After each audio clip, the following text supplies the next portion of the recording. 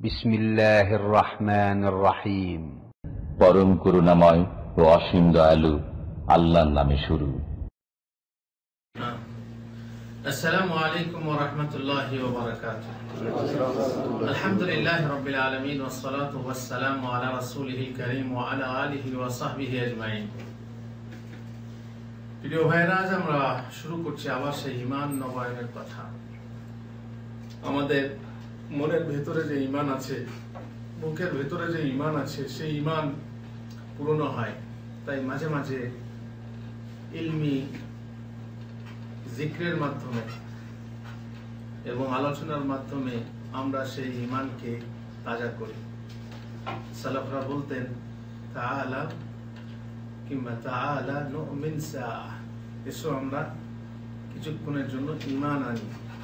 ঈমান আনি মানে ঈমানের ব্যাপারে আলোচনা করি, ঈমান বৃদ্ধি করি। ইয়া আইয়ুহাল্লাযীনা আমানু আমিনু। আল্লাহ বলেন, ইয়া আইয়ুহাল্লাযীনা আমানু, হে ঈমানদাররা তোমরা ঈমান আনো। কি করে আল্লাহ তাআলা বললেন ঈমানদাররা ঈমান আনো? তার মানে কি? যে ঈমান বৃদ্ধি করো, ঈমান নবায়ন করো ইত্যাদি। চলুন আমরা সেই নবায়ন এবং বৃদ্ধি করার দিকে যাই। ধর্মের ব্যাপারে নানা মনের নানা মত।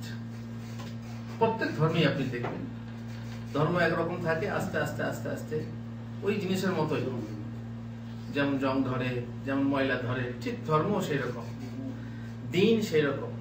প্রত্যেকটা দিন আপনার ইসলাম থেকে সরে গিয়ে কেউ ইহুদি হয়েছে, কেউ খ্রিস্টান হয়েছে, কেউ অন্য কিছু হয়েছে। প্রকৃতির ধর্ম কি? ইসলাম। প্রত্যেক নবীর ধর্ম, প্রত্যেক মহাপুরুষের ধর্ম হচ্ছে ইসলাম। কিন্তু ইসলাম থেকে সরে গিয়ে ধীরে ধীরে ধীরে ধীরে সেই দিনটা নকল দিনে পরিণত হয়েছে, খাঁটি জিনিসটা নকলে পরিণত হয়েছে। ঠিক ইসলাম বর্তমানে ইসলাম। আর এই জন্যই হাদিস বলছে, বা আল্লাহ রাসূলুল্লাহ সাল্লাল্লাহু আলাইহি ওয়াসাল্লাম সতর্ক করে গেছেন যে তোমরা বিদআত থেকে দূরে থাকো। যদিও লোকেরা বিদআতকে দুই ভাগে ভাগ করে তারা মনে করে বিদআতে হাসানা, বিদআতে সাইয়্যিআ। হাসানাটা ভালো, কারণ তার মাধ্যমে দ্বীনের উপকার হয়। কিন্তু রাসূলুল্লাহ সাল্লাল্লাহু আলাইহি ওয়াসাল্লাম বলেন, কুল্লু বিদআতিন দালালাহ, প্রত্যেক বিদআতই হচ্ছে গুমরাহি এবং ভ্রষ্টতা। আর ভ্রষ্টতা হলো জাহান্নামের পথ। সুতরাং এটা কেন করা হলো? এই জন্য করা হলো যাতে দিনের অবস্থাটা অন্যান্য দিনের মতো না হয়, দিনটা ইসলামটা অন্য দিনে পরিণত না হয়। তেমনি দিন দেখুন আস্তে আস্তে আস্তে আস্তে দিন ভাগ হলো, শিয়া সুন্নি ভাগ হলো, খাওয়ারেজরা নিয়ে ভাগ করলো, তারপরে মুতাজিলা ভাগ হলো, জাহমিয়া ভাগ হলো। এইভাবে আস্তে আস্তে আস্তে আস্তে দিনের কত ভাগ। রাসূলুল্লাহ সাল্লাল্লাহু আলাইহি ওয়াসাল্লাম বলছেন, ইহুদিরা ৭১ দলে ভাগ হয়েছে, খ্রিস্টানরা ৭২ দলে, আর আমার উম্মত ভাগ হবে ৭৩ দলে। যদি বলেন যে ৭৩ দল তো নেই, আরো বেশি দল হয়েছে, সেগুলো হচ্ছে উপদল। কিন্তু রাসূলুল্লাহ সাল্লাল্লাহু আলাইহি ওয়াসাল্লাম যে ভবিষ্যদ্বাণী করেছেন সেটা হচ্ছে মেন, আসল দল। সেই দল থেকে আরো দল। আপনারা দেখবেন দেশেই দল ভেঙে কত দল হচ্ছে, দল ভেঙে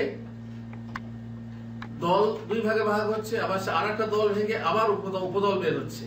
সে উপদল উদ্দেশ্য হচ্ছে মেন বা প্রধান প্রধান দল হবে কয়টা? ৭৩টা। আর তার মধ্যে সর্বশ্রেষ্ঠ বা নাজাত ফিরকা নাজিয়া এবং দুনিয়াতে রহম করুণা প্রাপ্ত দল হবে কারা? সাহাবা জিজ্ঞেস করেছেন, রাসূলুল্লাহ তারা কারা? যারা চিরদিন কিয়ামত পর্যন্ত হককে থেকে বাতিলের বিরুদ্ধে জিহাদ করতে থাকবে এবং তারা বিজয়ী থাকবে। তারা হচ্ছেন আলেম ওলামার দল, যাদের আকীদা সহিহ। আর স্পষ্ট করে বল সাহাবা আল্লাহ রাসূল সাল্লাল্লাহু আলাইহি ওয়াসাল্লাম বলেছিলেন, মা আনা আলাইহিল ইয়াউম ওয়া আসহাবি, যে জিনিসের উপরে, যে আদর্শের উপরে আজ আমি এবং আমার সাহাবারা আছেন, সেই আদর্শের উপরে যারা প্রতিষ্ঠিত থাকবে তারাই হবে বিজয়ী, তারাই হবে হকপন্থী। তাদের সাথেই তোমরা থেকো আর সেই দলকেই তোমরা সমর্থন করো, সেই দলের দলভুক্ত হয়ো যারা সহিহ হাদিস এবং সাহাবায়ে কেরামের বুঝ। কোরআন ও হাদিস বুঝতে হবে কার মতে? রাসূল সাল্লাল্লাহু আলাইহি ওয়াসাল্লামের তাফসীর অনুযায়ী কোরআন এবং সাহাবায়ে কেরামের তাফসীর অনুযায়ী কোরআন এবং হাদিসকে বুঝতে হবে। তবেই হবে সেই দলের দলভুক্ত বা সেই দলের সমর্থক। এখন নানা মুনির নানা মত, কেউ বলে সব ধর্ম সমান, ধর্মের ব্যাপারে বলে সব ধর্ম সমান, কেউ বলে যে কোনো একটা ধর্ম মানলেই হলো। মানুষ তো সবাই ঠিক পথে আছে, যে কোনো একটা ধর্ম মানলেই, ধর্ম বলে কথা, যে কোনো একটা ধর্ম মানলেই ভগবানকে পাওয়া যাবে, আল্লাহকে পাওয়া যাবে। কেউ বলে ধর্ম পালন করা ব্যক্তিগত ব্যাপার, আবার কেউ বলে ধর্ম নিরপেক্ষ, মানে সে কোনো ধর্মের না, নিউট্রাল, সে কোনো ধর্মের না, তার ধর্ম হচ্ছে সবার উপরে মানুষ সত্য, তাহার উপরে নেই। এই ধর্মের নাম কি জানেন? মানবতার ধর্ম। মানবতার ধর্ম। তারা মনে করে এইসব ধর্মগুলো মানুষকে ভাগাভাগি করে রেখেছে, মানুষের মাঝে দ্বন্দ্ব প্রতিদ্বন্দ্বিতা এবং খুনাখুনি রেষারেষি কিসে করেছে? এই ধর্মগুলো। আপনি সারা বিশ্বের দিকে তাকিয়ে দেখেন, যত যুদ্ধ বিগ্রহ হচ্ছে অধিকাংশ কিসের? ধর্মকে ভিত্তি করে। যদিও গদির লোভে রাজনৈতিক পদের জন্য করছে, কিন্তু ধর্মকে ভিত্তি করে করছে। এই কথা সত্যি, তাই ওরা করেছে। কি বলছে না, এই ধর্ম বাদ দাও, ধর্ম মানলেই বেশি খুনাখুনি হবে। এই জন্য মানুষ হচ্ছে এক ধর্ম, সমস্ত মানুষ সমান। তোমার মা যেমন আর একজন বেশ্যাও তেমন, বরং তারা বেশ্যাকেও মা বলতে দ্বিধা করে না, তারা যেহেতু মানুষ। বেশ্যা হলো তো কি হলো, সে তো মানুষ। এইভাবে তারা মানুষের মানবতার ধর্ম সৃষ্টি করেছে। কিন্তু আমরা বলি মানবতার ধর্মই ধর্ম, কিন্তু পূর্ণ মানব হলো সেই যে আল্লাহর অনুগত, যে মুসলিম, যে আল্লাহর কাছে আত্মসমর্পণ করে। যে আল্লাহর কাছে আত্মসমর্পণ করে না, সে পরিপূর্ণ মানব হতে পারে না। কারণ মানবের স্রষ্টা, মানবের সৃষ্টিকর্তা কে? মহান আল্লাহ। এই জন্য পরিপূর্ণ মানব হলো সেই যে মুসলিম, আর যে মুসলিম হবে সেই হবে আসল মানুষ।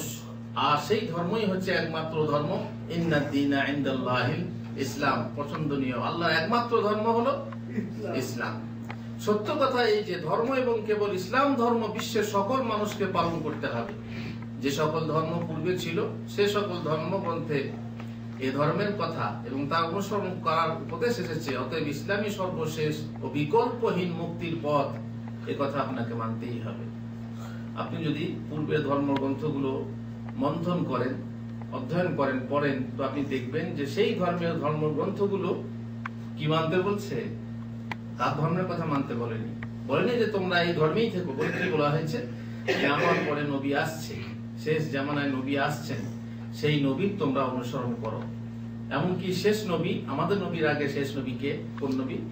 ঈসা আলাইহিস সালাম। তিনিও বলে গেছেন, যাকে তার অনুসারীরা মনে করে আমরা তার অনুসারী, কিন্তু আসলে তারা অনুসারী না। তারা মনে করে যে তাদের গড, বরং ঈশ্বরের পুত্র মনে করে। ঈশ্বরের পুত্র মনে করতে করতে শেষকালে ঈশ্বরই বানিয়ে ফেলেছে।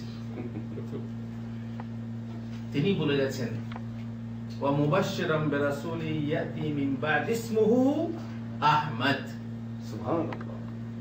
হে বনি ইসরাইল, তোমরা শোনো, আমি তোমাদের কাছে রাসূল হয়ে, নবী হয়ে এসেছি, আর আমি সুসংবাদ দিচ্ছি আমার পরে একজন নবী আসবেন, তার নাম হবে আহমদ। আপনি বেদ, উপনিষদ, আমাদের ভারতীয় উপমহাদেশের যে গ্রন্থগুলো আছে সেগুলো পড়ুন, মুহাম্মদের কথা আছে। বরং মোহাম্মদ রকম বরস্য, বিভিন্ন সংস্কৃতি ভাষাতে মোহাম্মদের নাম এসেছে, মোহাম্মদের কথা এসেছে।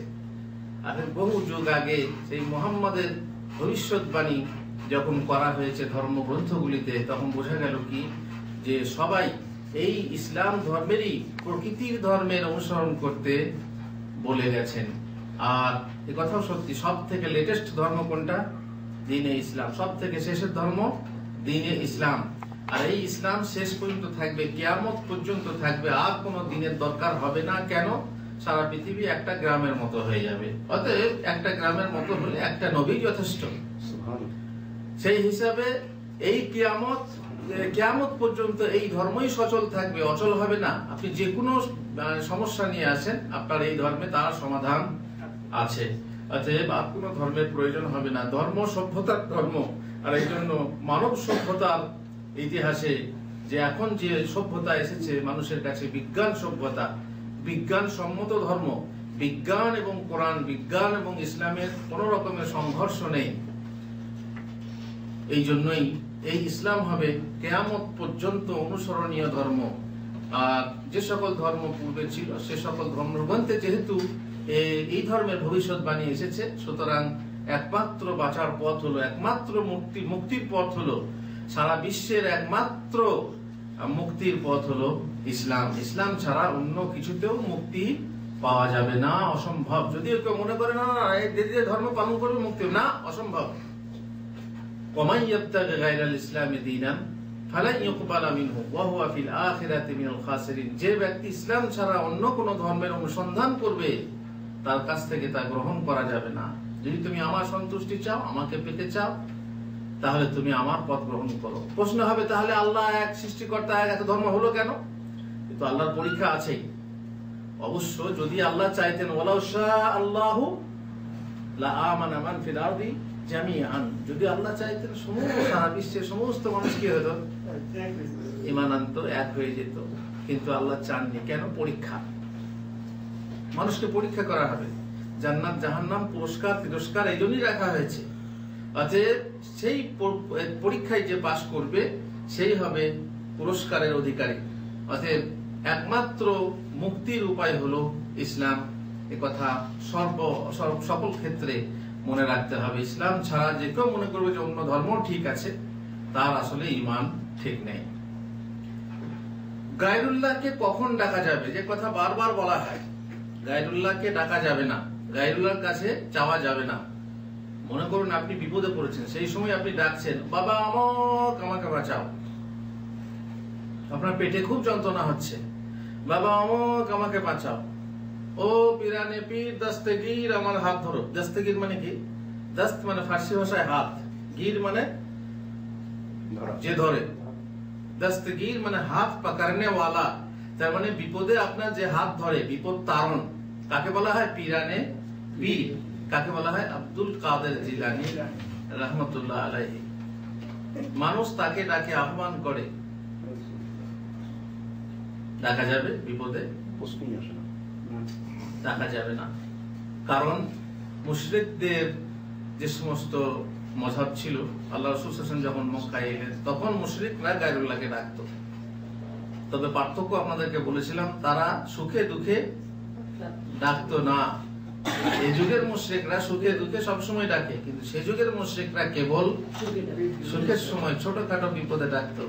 কিন্তু যখন মহা বিপদ আসতো, বড় বিপদ আসতো, তখন কাকে ডাকতো? একমাত্র আল্লাহকে ডাকতো। তারা জানতো এই মহা বিপদ থেকে রক্ষাকারী কেউ নেই আল্লাহ ছাড়া, সেই মহান সৃষ্টিকর্তা ছাড়া। আর আমাদের এই যুগের মুশরিকরা সুখেও ডাকে, দুঃখেও ডাকে। বাবা ছাড়া কোনো উপায় নেই, বাবার মাধ্যমেই বাঁচতে পারবো। গায়রুল্লাহকে ডাকা তাহলে কি মোটেই যাবে না? আমি যদি বিপদে পড়ি, ও বাঁচাও বাঁচাও বাঁচাও বলা যাবে কি যাবে না? বাদশা মিয়া, গায়রুল্লাহকে ডাকা যাবে বিপদের সময়। এরা বলছে যাবে, কখন যাবে? গায়রুল্লাহকে ডাকা যাবে না। আমার বাড়িতে চোর পড়েছে, আপনি আমার প্রতিবেশী ডাকবো না, বাদশা বাদশা চোর পড়েছে বাঁচাও, বাদশা আমাকে মারছে বাঁচাও, বলতে পারবো না? বলেন। আবুল বাশার আমাকে পেছনে ধরে লাঠি করে মারতে আসছে, চোরের হিসাব আর এইটার হিসাব তো আর এক হলো না। এক হলো না। এই জন্য তো বাদশাকে প্রশ্ন করি দুটো কারণে, আপনারা জানেন। বাদশাকে প্রশ্ন করি, এক তো বাদশা, তাকে প্রশ্ন করলে সে উত্তর দিতে পারলে প্রজারা সবাই পারবে। আর একটা কারণে আপনারা জানেন সেটা, হ্যাঁ, 3 শর্তে টাকা যাবে। গায়রুল্লাহকে টাকা যাবে 3 শর্তে। আর সেই 3টে শর্তের মধ্যে যদি 3টেই পুরো হয় তাহলে শিরিক হবে না, নচেৎ শিরিক। যাকে ডাকবেন তাকে জীবিত হতে হবে, যাকে ডাকবেন তাকে উপস্থিত হতে হবে, আর যাকে ডাকবেন, যে কারণে ডাকবেন সেই ডাকে সাড়া দেওয়ার মতো ক্ষমতা থাকতে হবে, তবে ডাকা যাবে। আমাকে বাঁচাও আমাকে বাঁচাও। মনে করুন বন্যাতে একটা লোক ভেসে যাচ্ছে, আর নদীর কিনারায় আপনি দাঁড়িয়ে আছেন। এবারে আপনাকে বলছে, আমার বাদশা আমাকে বাঁচাও, আমাকে বাঁচাও গো, আমাকে ধরো গো, আমাকে বাঁচাও গো, মরে গেলাম গো। এরকম বলতে পারবে না? পারবে না? কে ইস্তেগাসা বলা হয়। এরকম আহ্বান তাকে যেহেতু সে সামনে রয়েছে তার জন্য বলা যায়। আর যেহেতু তার ধারণা মতে যে হ্যাঁ ও আমাকে যেমন করে দড়ি দিয়ে হোক নিজে ঝাঁপ দিয়ে আমাকে তুলে নিতে পারে, এরকম তার যদি মনে বলে তাহলে যায়। আর জীবিত ব্যক্তি এমনি তো নয়, এই যে নয় যে মরা পড়ে আছে আর আমি বলছি বাদশাহ দাঁড়াও জামাকে বাঁচাও, না। তার তিনটে শর্ত থাকলে পরে তাকে ডাকা যাবে, তিনটে শর্ত থাকলে পরে তার কাছে চাওয়া যাবে। এটা সব সময় বেনে রাখবে, তিনটে শর্ত থাকলে শিরিক হবে না। আর যদি তিনটের মধ্যে একটা শর্ত না থাকে তাহলে ডাকলে পরে কি হবে? শিরিক হবে। এখন আমার বাবা বাংলাদেশের কবরে শুয়ে আছেন আর আমি সৌদি আরবে বন্যায় ডুবে গেলাম, যে বলছি বাবা অমুক আমাকে বাঁচাও, কটা শর্ত নেই? হ্যাঁ, তিনটেই শর্ত নেই। না সে জীবিত আছে, না উপস্থিত আছে, আর না তার বাঁচাবার ক্ষমতা আছে। তিনটে শর্তই নেই। এখন আপনি লাফিয়ে না আমার বাবা জীবিত, শহীদরা মৃত হন না, মরেন না, সেটা আলাদা কথা। আপনি যদি বাবাকে জীবিত মনে করেন তাহলে আলাদা কথা। যদিও মনে করেন আপনি সত্য নয়, ওটা আপনার ধারণা। এখন যদিও আপনি জীবিত মনে করেন, কি বলে উপস্থিত মনে করেন, জীবিত মনে করেন, তাহলে তৃতীয় শর্ত নেই। সেটা হচ্ছে কি? চলো বাঁচাও। না উপস্থিত, জীবিত মানে তারা মনে করে উপস্থিত, হাজির নাজির সব মনে করে, তারা বলে হাজির এবং নাজির। তো চলো প্রমাণ করে দেখাও যে হ্যাঁ বাঁচাতে পারে, বাঁচাক তোমাকে। এরা পরিপূর্ণভাবে শিরকে লিপ্ত। তারা এই ধরনের ব্যাখ্যা করে অপব্যাখ্যা করে তারা বলছে কি তারা জীবিত, তারা উপস্থিত, অর্থাৎ তাদেরকে ডাকলে সাড়া দেবে। যখন কোন বক্তা, কোন আলেম বলেন যে এমন কি সর্বশ্রেষ্ঠ আল্লাহর ওলি কে? মুহাম্মদ রাসূলুল্লাহ সাল্লাল্লাহু আলাইহি ওয়াসাল্লাম, তাকেও ডাকা যাবে না, তার কাছেও কিছু চাওয়া যাবে না। আরে ওয়াহাবি কয় কি, ওয়াহাবি বলে কি নবীর কাছে চাওয়া যাবে না, অথচ আল্লাহ তাআলা নবীকে বলেছেন আল কাসিম, মানে বন্টনকারী। আল্লাহ বলেছেন, আল্লাহ নবী বলেছেন ইন্নাল্লাহ হুয়াল মুতি ওয়া ইন্নামা আনাল কাসিম, আল্লাহ হচ্ছেন দাতা আর আমি হচ্ছি বন্টনকারী। সুবহানাল্লাহ। তাদের বন্টন যে করবে তার কাছে চাওয়া যাবে না কেন? গনিমতের মাল লাগতেছে। আরে বন্টনকারী যখন তিনি জীবিত ছিলেন তখন, তার ইন্তেকালের পর ওরা আবার ইন্তেকালও বলবেন, ওরা বলছে পর্দা নিয়েছেন। তো যাই হোক, বিভিন্ন ইখতিলাফ মতভেদ আছে। আমরা যেটা জানি যে, বা আমরা যেটা আমাদেরকে যা বিশ্বাস করতে হবে তা হলো তিনটে শর্ত যদি থাকে তাহলে ডাকা চলবে, চাওয়া চলবে। আর যদি তিনটের মধ্যে একটা না থাকে তাহলে কি হবে? শিরকে আকবার হবে। শুধু শিরক না, শিরকে আকবার হবে। এই কথা যেন মনে থাকে। আচ্ছা, এই ব্যাপারে কোরআনের একটা আয়াত আছে না, আল্লাহ জিনা তাদুন্না মিন দুনিল্লাহি ইয়াখলুকুনা শাইআন। ও তো অনেক আছে, আমি বলছি যে এখানে আমি সংক্ষেপে আলোচনা করব, কারণ এটার ব্যাপারে তো ঘন্টার পর ঘন্টা বলা হবে যে গায়রুল্লাহকে ডাকা যাবে না। যাদেরকে তোমরা ডাকছো তারা হচ্ছে মৃত, গায়রু আহিয়া, জীবিত নয়। তারা তোমাদের ডাকে সাড়া দেবে। ওয়াইন কি বলে, ওয়াইন সাম, যদিও তারা শোনে তবুও তারা মাস্তাজাবু লাকুম, ডাকে সাড়া দিতেই পারবে না। এবং বিভিন্ন কথা আছে যে যারা তাদেরকে তুমি আল্লাহ ছেড়ে যাদেরকে ডাকছো তারা এই যে খেজুর আটির উপরে যে একটা পাতলা মতো কি পাওয়া যায়, ওটা পর্দা আছে, এই পর্দা পরিমাণ কিছু অংশের মালিক নয়। কি জন্য তাদেরকে ডাকছো? এখন তারা চট করে লাফিয়ে বলবে না দুজাহানের বাদশাহ। দুজাহানের বাদশাহ যদিও, কিন্তু আল্লাহর কাছে কোনো কি নেই, গণ্যতা নেই, মান্যতা নেই। যেহেতু আল্লাহ তাআলা একক, মানে একছত্র বাদশাহ, তিনিই হচ্ছেন সমস্ত বাদশাহ। অতএব তার কাছে এই আউলিয়া বলেন আর আম্বিয়া বলেন কোনো মূল্য থাকবে না। আর যদি আপনি কাউকে দেন, কোনো মূল্য দেন, তা সেটাই তো শিরিক। আল্লাহ যদি কোনো গুণ কোনো বান্দাকে দেন তাহলে সেটাই হবে শিরিক। এখন চলুন অন্য কথায়। কেউ কারো নয়, যদি কেউ আপনাকে বলে আমার কথা শোন, তোকে আমি জান্নাতে নিয়ে যাব, শুনবেন? এবারে শর্ত লাগাচ্ছে না। কেউ যদি বলে এত টাকা দে আমি তোকে জান্নাতে নিয়ে যাবো, কেউ যদি এত বেশি জমি লিখে দে আমি তোকে জান্নাতে নিয়ে যাবো, কেউ যদি বলে আমার মশলা শোন আমি তোকে জান্নাতে নিয়ে যাবো, ওয়াহাবিদের কথা শুনিস না, আমার হাতে বায়াত হ, আমি গ্যারান্টি দিচ্ছি আমি জান্নাতে নিয়ে যাব, কিয়ামতে পার করব। যদি কেউ বলে বিশ্বাস করবেন? হারাম, বড় শয়তান ওটা। কেন বিশ্বাস করবেন না? কারণ সবচেয়ে রক্তের বন্ধন হলো নিকটবর্তী, তাই না?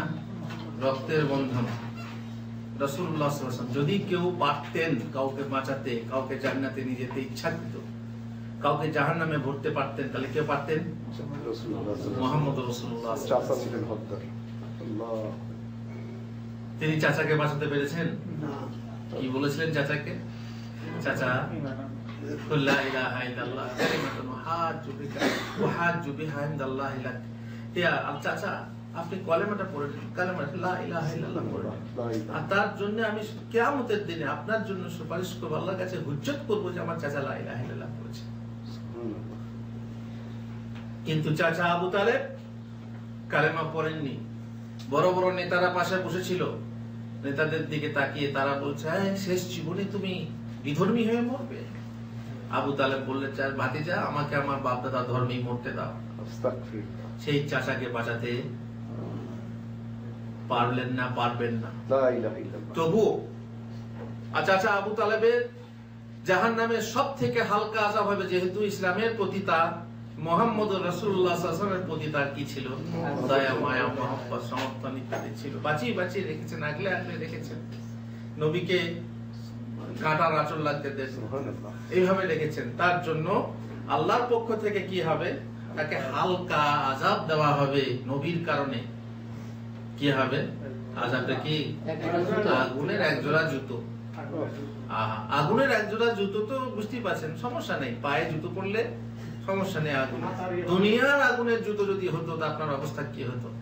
কিয়ামতের 70 গুণ তেজ বেশি সেই আগুনের জুতা যদি পরিয়ে দেওয়া হয়, বলা হয়েছে হাদিসে যে আগুনের একজোড়া জুতো হবে ঠিক যেমন পড়বে, তখন সেই তাপে তার মাথার মগজ পর্যন্ত টকবক টকবক করে ফুটবে।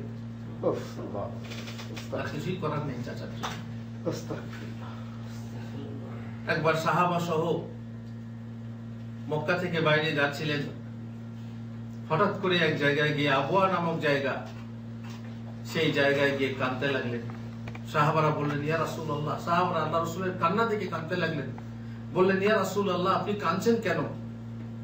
তো বললেন আমি আল্লাহর কাছে ইস্তেজানতু রাব্বি, ইস্তেজান করলাম, আমি অনুমতি চাইলাম যে আমি আমার মায়ের কবর জিয়ারত করব। তো আমার মায়ের কবর জিয়ারত করতে অনুমতি দেওয়া হলো। কোন মায়ের কবর? যেখানে আবওয়া নামক জায়গায়, যেখানে মদিনা থেকে, মদিনায় বাপের কবর জিয়ারত করতে গিয়ে বা স্বামীর কবর জিয়ারত করতে গিয়ে এখানে এসে মা মারা গেছিলেন। তো সেখানে আমি মায়ের কবর জিয়ারত করার অনুমতি চাইলাম, আমাকে অনুমতি দেওয়া হলো, কিন্তু আমি অনুমতি চাইলাম যে আমি আমার মায়ের জন্য ক্ষমা প্রার্থনা করব, আমাকে অনুমতি দেওয়া হলো না। আমি তার জন্যই কাঁদছি যে আমার মায়ের কি হবে। মা কানা লিন নবী ওয়াল্লাযিনা আমানু আইয়াস্তাগফিরু লিল মুশরিকিনা ওয়ালাউ কানু উলি কুরবা মিন বাদি মা তাবায়্যানা লাহুম আন্নাহুম আসহাবুল জাহিম।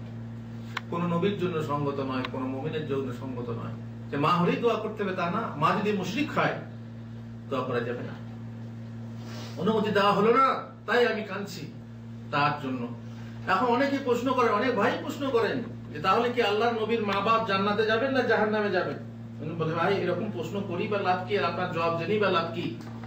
আপনি যদি হাদিস কোরআন জানতে চান তাহলে এই হাদিস শুনলেন, আল্লাহর নবী কাঁদতে লাগলেন কেন?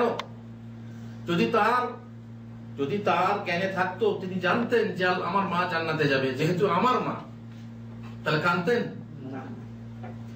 আমি বলছি না যে জাহান্নামে যাবে। বাপের জন্য জিজ্ঞেস করুন। একবার সাহাবারা ওই সাহাবাদের মধ্যে প্রশ্ন করতে করতে জিজ্ঞেস করলেন যে আমার বাপ কোথায়? তার মানে বাপ জাহিলি যুগে মারা গেছে।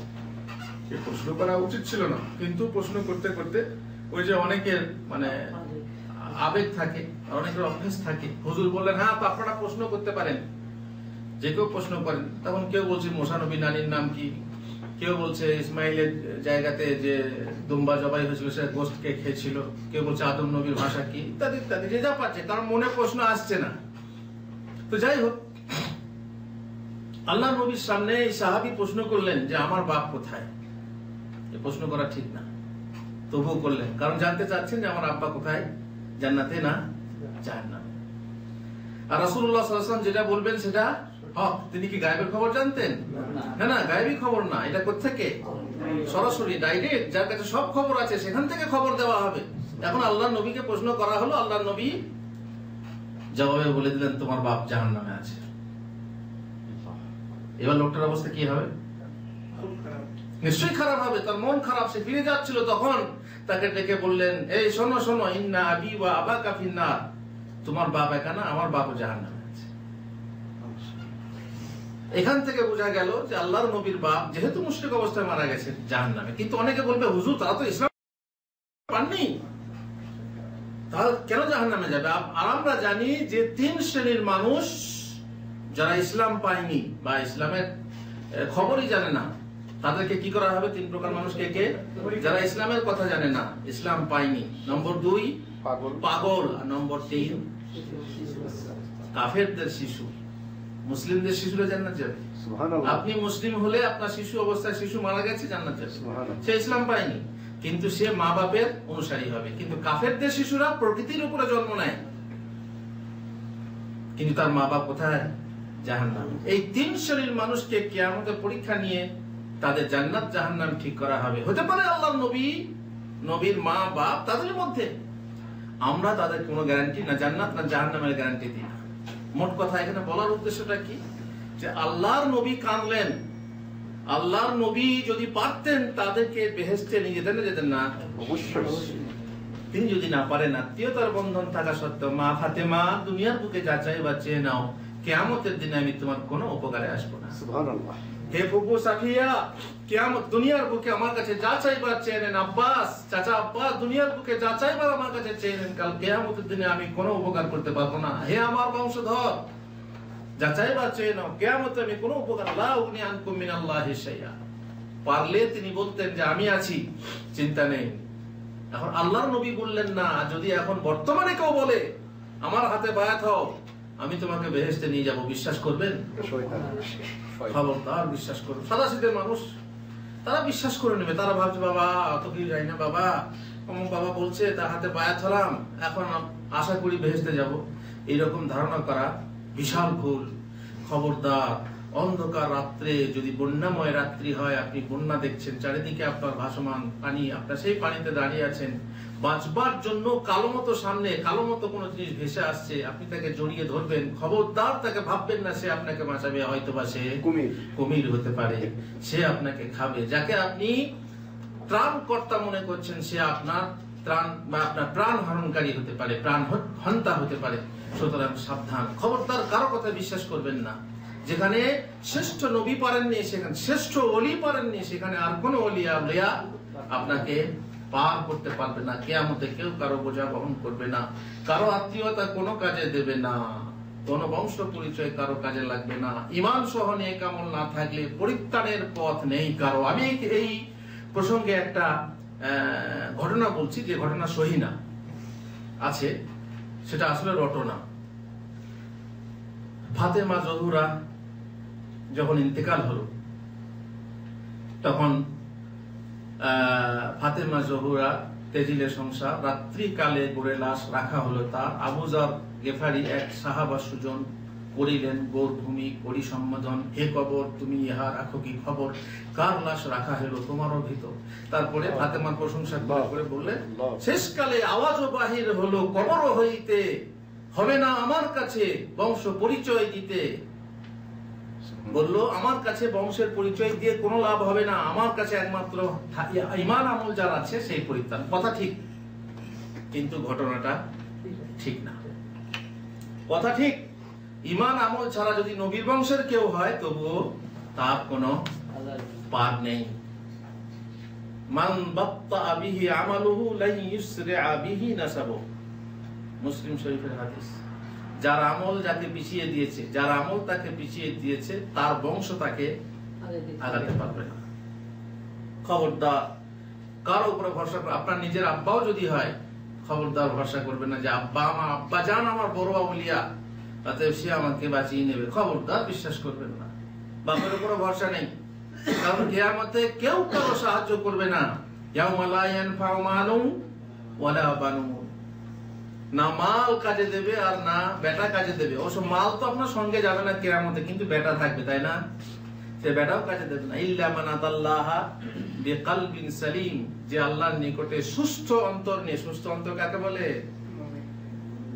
মুমিনের অন্তর, ঈমানওয়ালা অন্তর, তাওহীদওয়ালা অন্তর, শিরকবিহীন, শিরকের রোগবিহীন অন্তর নিয়ে যে আল্লাহর কাছে হাজির হবে সেই পরিত্রাণ পাবে। ইল্লা মান আতাল্লাহা বিকলবিন সালিম। আর এটাও আপনারা জানেন, ইয়াউমা ইয়াফিরুল মারউ মিন আখিহি ওয়া উম্মিহি ওয়া আবিহি ওয়া সাহিবাতিহি ওয়া বানিহি লিকুল্লি ইমরিইন মিনহুম ইয়াউমা ইযিন শাআনু ইউগনি। কেউ কারো নাই কিয়ামতে মা বেটাকে দেখে পালাবে, বেটা মাকে দেখে পালাবে, বাপ বেটাকে দেখে পালাবে, বেটা বাপকে দেখে পালাবে, ভাই ভাইকে দেখে পালাবে, বন্ধু বন্ধুকে জিজ্ঞেস করবে না। লা ইয়াসালু হামিমুন হামিমা, কি আছে আয়াতটা, যে কিয়ামতের দিনে বন্ধু বন্ধুকে জিজ্ঞাসা করবে না, এক বন্ধু অপর বন্ধুর কোনো খোঁজ নেবে না। কারণ আজ সব ইয়া নাফসি ইয়া নাফসি, এমন কি নবীরা পর্যন্ত ইয়া নাফসি ইয়া নাফসি, কেবল আমার নবী ইয়া নাফসি বলবেন না। কেন? সব নবীর একটা একটা ভুল ছিল, কিন্তু আমার নবীর কোনো ভুল ছিল না। আমার নবী ভুল করেননি, ওকে, আমার নবী ভুল করেননি, তাই আমার নবী কেবল উম্মতি উম্মতি, আমার উম্মতের কি হবে জানেন আপনারা। সুপারিশের কথা ইনশাআল্লাহ পরে বলবো। আজকে যে কথা বললাম, কারো উপরে ভরসা করবেন না। বংশ পরিচয় কোনো কাজে দেবে না, আপনার বংশে যত বড়ই আউলিয়া থাক না কেন কোনো কাজে দেবে না। সুতরাং নিজের ঈমান এবং আমলের উপরে ভরসা করতে হবে। আর আল্লাহ তো আল্লাহর উপরই ভরসা, এবং তার করুণা তার রহমত ছাড়া কেউ বেহেশতে যাবে না। এমনকি মুহাম্মদ রাসূলুল্লাহ সাল্লাল্লাহু আলাইহি ওয়াসাল্লামও আল্লাহর করুণা ছাড়া বেহেশতে যাবেন না, তিনি নিজেই বলেছেন। সুতরাং আল্লাহর রহমতের আশাধারী থাকতে হবে এবং ঈমান ও আমলকে ঠিক করতে হবে। আল্লাহ আমাদেরকে তৌফিক দেন। আল্লাহুম্মা জাদ্দিদিল ঈমানা ফি কুলুবিনা ওয়া সাল্লাল্লাহু আলা নবিয়িনা মুহাম্মদ ওয়া আলা আলিহি ওয়া সাহবিহি আজমাইন।